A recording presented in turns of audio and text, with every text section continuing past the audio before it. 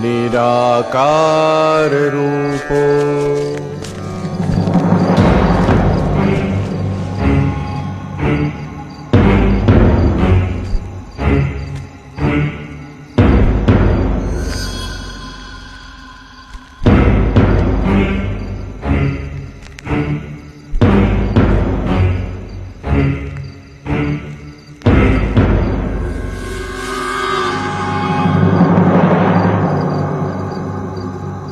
क्या तुम्हें मुझसे भय नहीं लग रहा ब्राह्मण? मैं रत्नाकर हूं। मैं नारद हूं रत्नाकर, तुम्हारा अतिथि, और मैं निर्भय हूं। क्या तुम निर्भय हो? क्या मतलब है तुम्हारा? न मुझे प्राणों का भय है, न सफलता का, न कल का, न कलंक का। और कोई भय है जो तुम जानते हो? अब तुम बताओ, क्या तुम निर्भय हो? हां, मैं निर्भय हूं। मुझे न प्राणों का भय है, न असफलता का, न कल का, न कलंक का। तो फिर यहां वन में छिपकर क्यों रहते हो? क्या राजा से डरते हो? नहीं। प्रजा से डरते हो? नहीं। पाप से डरते हो? नहीं। तो फिर यहां छिपकर क्यों रहते हो?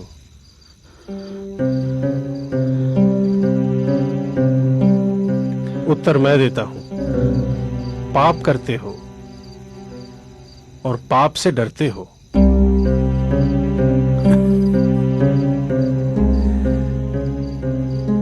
मैंने तुम्हारे बारे में बहुत सुना है। देवताओं के कवि, तुम मुझे फुसला नहीं सकते। न मैं पाप से डरता हूं, न पुण्य से, न देवताओं से, न दानवों से, न राजा से, न राज्य से, न दंड से, न विधान से। मैंने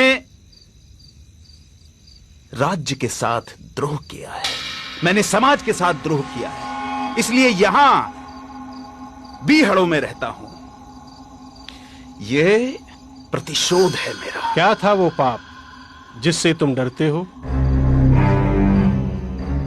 मुझे इतना मत उकसाओ कि मैं तुम्हारी हत्या कर दूं। नारद,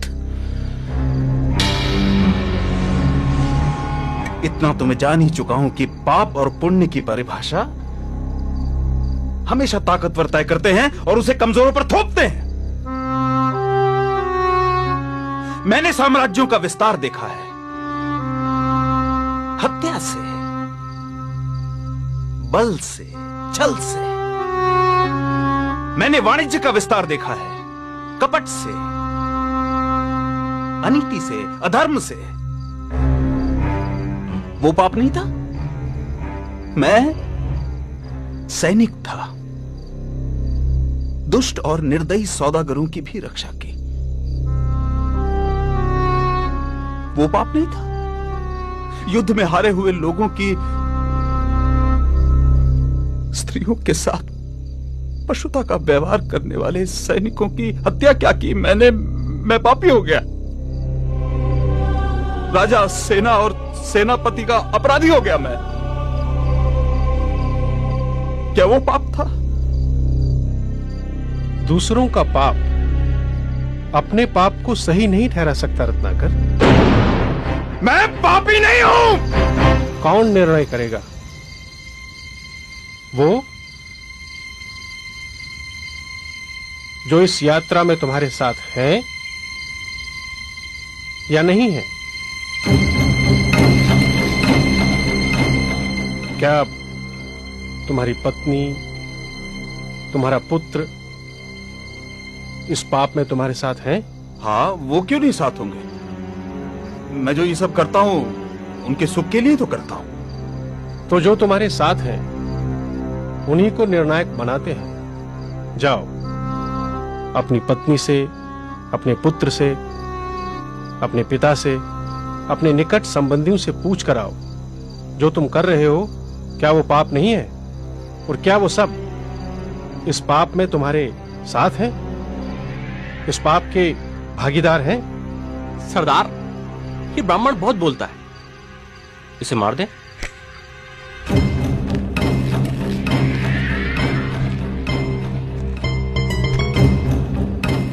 नहीं, इसे तो मैं अपने हाथों से मारूंगा, परंतु पहले इसके प्रश्नों के उत्तर तो दे दूं।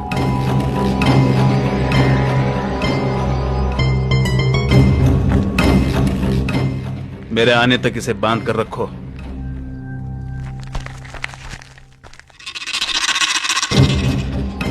कड़ी नजर रखना इस पर।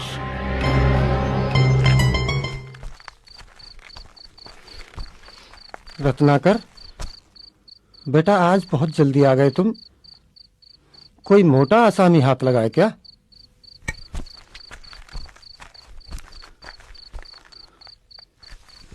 क्या बात है स्वामी, आज आप प्रसन्न दिखाई नहीं दे रहे? मैं जो कर रहा हूं, क्या वो पाप है?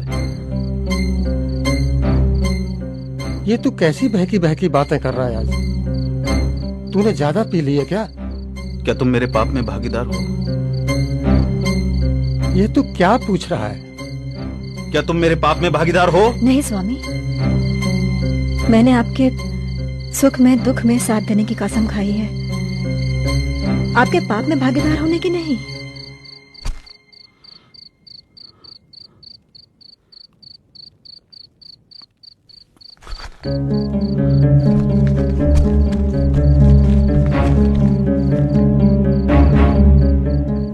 पिता, आप?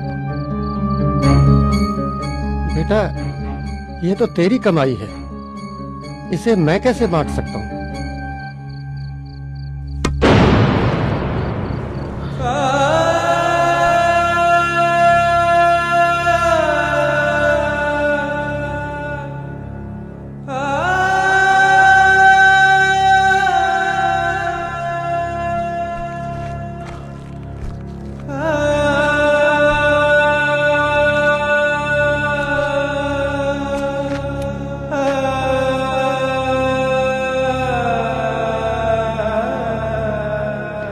आपका पथ शुभ हो स्वामी।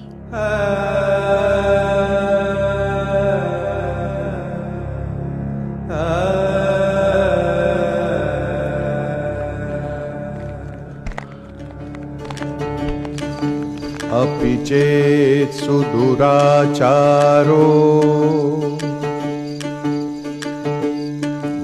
भजते मामनन्यभाक् साधुरेव समन्तव्यः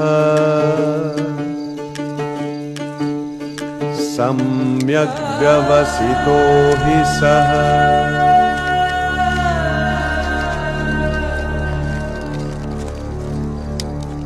तुम्हारे साथी मुझे अकेला छोड़ जा चुके हैं रत्नाकर।